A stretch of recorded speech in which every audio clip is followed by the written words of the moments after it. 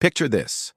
It's July 2nd, 1937, and the world's most famous female aviator is flying somewhere over the vast Pacific Ocean, desperately searching for a tiny speck of land that could mean the difference between life and death. When suddenly her voice crackles through the radio waves for the final time, saying words that would haunt investigators for decades. "We are on the line 157-337, running on line north and south. We are running north and south."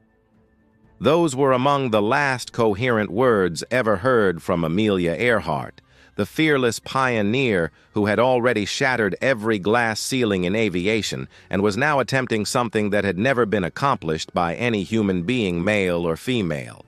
Flying around the entire world at its widest point along the equator.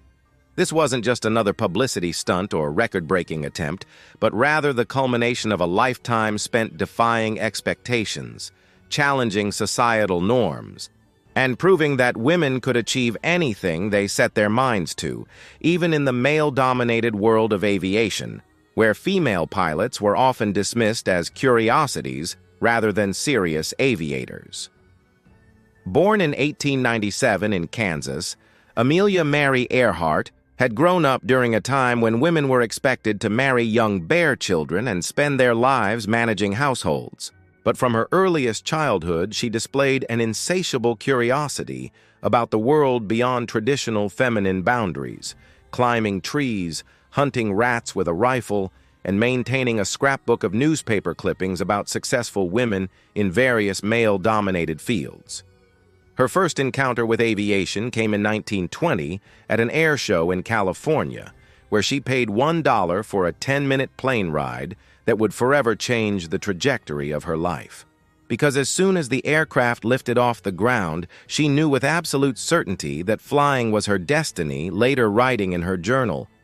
"As soon as we left the ground, I knew I myself had to fly."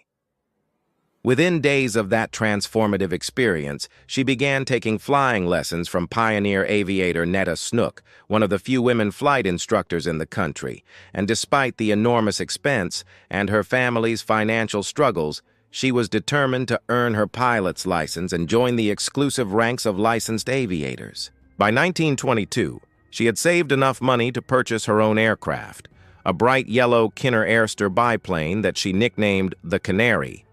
and soon began setting records and gaining recognition in aviation circles for her skill, determination, and willingness to push the boundaries of what was considered possible for female pilots during the early days of powered flight. Amelia's rise to international fame began in 1928 when she was selected to become the first woman to fly across the Atlantic Ocean as a passenger aboard a Fokker F/B 3M aircraft named Friendship, though she later admitted feeling frustrated that she had been merely a sack of potatoes. During the flight, since the male pilots Wilmer Stultz and Lewis Gordon had done all the actual flying while she kept the flight log and handled navigation duties. The transatlantic flight made her an instant celebrity and opened doors to lucrative endorsement deals, speaking engagements, and book contracts. But rather than resting on her laurels, she used her newfound fame and financial resources to continue pushing the boundaries of aviation, becoming the first woman to fly solo across the Atlantic Ocean in 1932 when she piloted her red Lockheed Vega 5B from Newfoundland to Ireland in just under 15 hours, despite encountering mechanical problems, icy conditions, and strong winds that forced her to land in a pasture rather than her intended destination of Paris.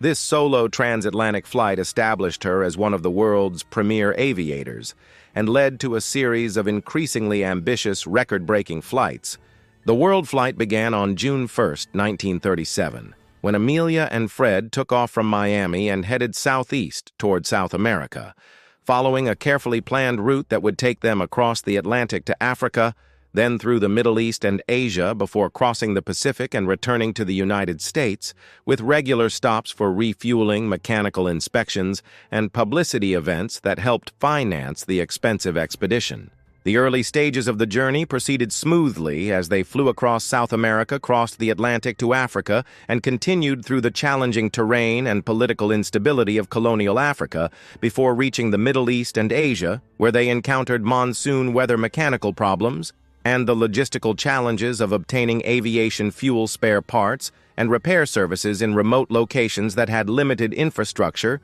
for supporting modern aircraft. By the time they reached New Guinea on June 29th, they had completed approximately 22,000 miles of their journey and had only about 7,000 miles remaining, but these final miles would prove to be the most dangerous and challenging portion of their trip because it required flying over vast expanses of open ocean with very few islands available for emergency landings if they encountered mechanical problems or navigation errors. Their next destination was Howland Island, a tiny coral atoll barely 2 miles long and half a mile wide, located in the Central Pacific approximately 556 miles from Leh, and representing one of the most challenging navigation targets in aviation history, because missing the island by even a few miles could mean flying hundreds of additional miles over open ocean before reaching the next possible landing site. The United States government had constructed a runway on Howland Island specifically to support Earhart's flight and had stationed the Coast Guard cutter Itasca nearby to provide radio navigation assistance and emergency rescue capabilities. But the remote location and primitive radio equipment would prove inadequate for the precise navigation required to locate such a small target in the vast Pacific Ocean. On July 2, 1937, at 10:22 a.m. local time, Amelia and Fred took off from Leh in their heavily fuel-loaded Electra, beginning what should have been a routine 20-hour flight to Howland Island. But shortly after takeoff, they encountered headwinds that were stronger than forecasted, forcing them to burn fuel at a higher rate than planned, and potentially compromising their ability to reach their destination with adequate fuel reserves.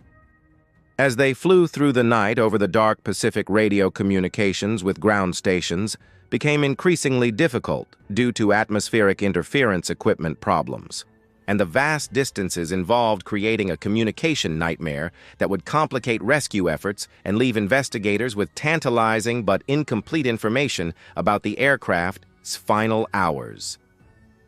The last confirmed radio transmission from Amelia Earhart came at 8:43 a.m. Howland Island time on July 2nd, when she transmitted, "KQ calling Itasca, we are on the line. 157 to 337 running on line north and south, we are running north and south." This message indicated that they were flying along a north-south line of position that should have intersected Howland Island, but they were unable to locate the tiny atoll despite being in the general vicinity, and subsequent transmissions became increasingly desperate as fuel supplies dwindled and the search for Howland Island continued without success. The Coast Guard cutter Itasca attempted to establish two-way radio communication with the Electra, but technical problems and frequency coordination issues prevented effective communication, leaving the ship's crew helplessly listening to Earhart's increasingly frantic transmissions without being able to provide the navigation assistance that might have guided her to safety. At 8:45 a.m., just 2 minutes after her previous transmission, Earhart's voice came through the radio once more. "KQ calling Itasca. We are running on line north and south." But this would be the last transmission ever received from the aircraft. And despite continued monitoring by multiple radio stations across the Pacific, no further communications were detected from Amelia Earhart or Fred Noonan. The immediate response to the disappearance was swift and massive, with the United States Navy and Coast Guard launching what became the most extensive air and sea search operation in Pacific history, at that time involving multiple ships, aircraft, and personnel searching over 250,000 square miles of ocean for any sign of the missing Electra or its occupants. The search operation, which cost the equivalent of millions of dollars in today's currency, continued for more than 2 weeks, but failed to locate any trace of the aircraft, debris, or survivors, despite covering vast areas of ocean and investigating numerous false leads and unconfirmed sightings that initially raised hopes, but ultimately led nowhere. Some searchers reported possible radio signals that could have come from the downed aircraft, including transmissions that seemed to indicate the Electra had crashed on land rather than ditching in the ocean. But these signals were never confirmed, and may have been caused by atmospheric interference or other aircraft in the region. The official search was eventually called off, leaving behind one of aviation's greatest mysteries and launching decades of speculation, investigation, and controversy about what really happened to America's most famous female aviator and her experienced navigator during those final desperate hours over the Pacific Ocean. In the more than 8 decades since Amelia Earhart's disappearance, countless investigators, historians, and amateur sleuths have proposed dozens of theories about her fate, ranging from the officially accepted explanation that the aircraft ran out of fuel and crashed into the Pacific Ocean to elaborate scenarios involving capture by Japanese forces, secret government missions, and survival on remote Pacific islands. The most widely accepted theory among aviation experts and government investigators is that the Electra simply ran out of fuel while searching for Howland Island and crashed into the ocean somewhere in the vicinity of the atoll, with both occupants dying either on impact or shortly thereafter, and the aircraft sinking to the ocean floor where the extreme depth and remote location have made recovery impossible, despite numerous underwater search expeditions using the most advanced sonar and submersible technology available. However, this explanation has never satisfied many researchers who point to various pieces of circumstantial evidence suggesting alternative scenarios,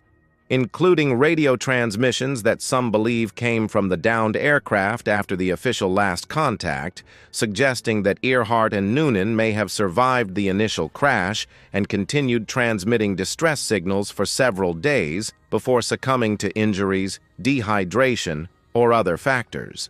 One of the most persistent alternative theories suggests that the Electra crashed on or near Gardner Island, now known as Nikumaroro, approximately 400 miles southeast of Howland Island, where the International Group for Historic Aircraft Recovery has conducted multiple expeditions and claims to have found artifacts that could be connected to Earhart's flight, including pieces of aircraft aluminum, a fragment of plexiglass that may have come from an aircraft window, and even a partial skeleton that some researchers believe could belong to Earhart herself. However, these findings remain controversial and have not been definitively linked to the missing aircraft despite extensive forensic analysis and DNA testing attempts. Another theory proposes that Earhart and Noonan were captured by Japanese forces who may have suspected them of conducting espionage activities for the United States government and were either executed as spies or held prisoner until their deaths. But this theory has been complicated by the lack of credible evidence in Japanese military archives and the geopolitical situation in the Pacific during 1937, when relations between the United States and Japan were tense, but not yet at the point of open warfare. Some researchers have claimed to have found evidence of Earhart's presence in Japanese custody, including alleged photographs and eyewitness testimonies from Pacific Islanders,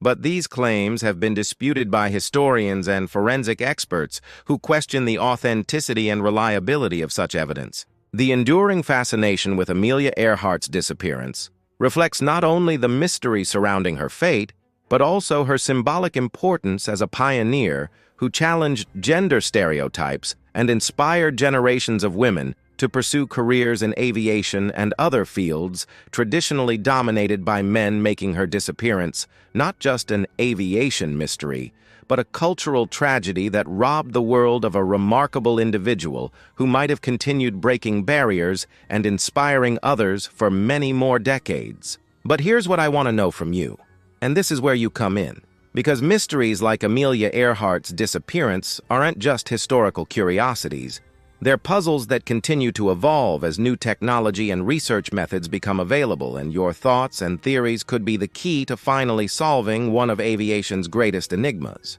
What do you think really happened to Amelia Earhart on that fateful morning in July 1937? And more importantly, which theory makes the most sense to you based on the evidence we've discussed today? Did she simply run out of fuel and crash into the Pacific as officials concluded, or do you believe one of the alternative theories about survival on a remote island, capture by enemy forces, or some other scenario that we haven't even considered yet? I want you to drop your theories in the comments below, because some of the most compelling insights about historical mysteries have come from people just like you who bring fresh perspectives and notice details that professional investigators might have overlooked. So don't hold back. Tell me what evidence you find most convincing and what questions you think still need to be answered about this case. If you're fascinated by unsolved mysteries like this one and want to dive deeper into other disappearances, unexplained phenomena, and historical puzzles that continue to baffle experts around the world, make sure you subscribe to this channel and hit that notification bell so you never miss our latest investigations into the cases that refuse to be solved. Because we're just getting started exploring the darkest corners of history where truth is stranger than fiction and the answers we seek may be hiding in plain sight. Share this video with anyone who loves aviation history, unsolved mysteries, or stories about remarkable people who push the boundaries of what was possible. Because Amelia Earhart's legacy isn't just about her disappearance. It's about her courage to dream big and chase those dreams even when everyone told her it was impossible. And maybe by keeping her story alive and continuing to search for answers, we can honor her memory and inspire the next generation of pioneers who will refuse to accept limitations and will continue exploring the unknown, just as she did when she took off into that Pacific dawn and flew straight into legend. Until next time, keep questioning, keep investigating, and remember that some of history's greatest mysteries are still waiting for someone just like you to crack the code and reveal the truth that has been hidden for far too long. So I'll see you in the next video where we'll explore another case that will leave you wondering what really happened when the official story just doesn't add up and the truth remains tantalizingly out of reach.